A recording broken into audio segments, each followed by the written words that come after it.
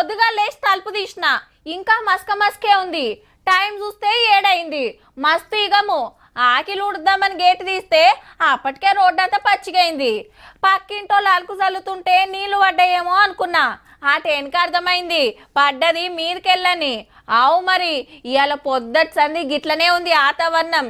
చలికాలమో ఆనాకాలమో అర్థమైతలేదు పో. ఇటు ముసురు అటు వణుకుడు, శినుకులు రాలుడు, సలివెట్టుడు. బయటికొస్తే ఆనకోట్లు, ఇంట్లుంటే గరం కోట్లు. చలికాలం వాన కష్టాలు గిట్లున్నాయి. 2-3 రోజుల సంధి ఈగం పెరిగితే ఇవాళ ఆన తోడైంది. పొద్దుగాళ్ళు ఇవ్వంగానే ఎండపొడ దేవులాడుతోళ్లకు పొద్దటి సంధి సూరన్న జాడే లేదు. పట్నంలో ఇదే కథ, పల్లెలలో ఇదే పరిస్థితి.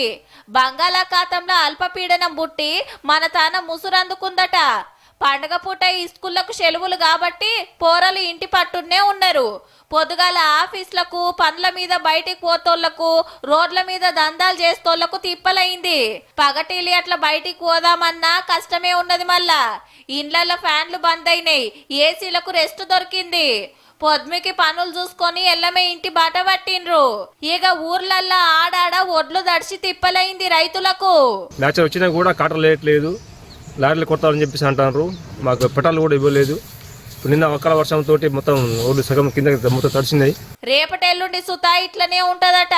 పోరలకు ఉత్తగానే సర్దులు జరాలు వస్తుంటాయి. ఈ 2 రోజులు జర పైలం. మన తాను ఇట్లుంటే తిరుపతి కొండ మీద మంచు అందాలకు మస్తు ఫిదా అవుతున్నారు భక్తులు.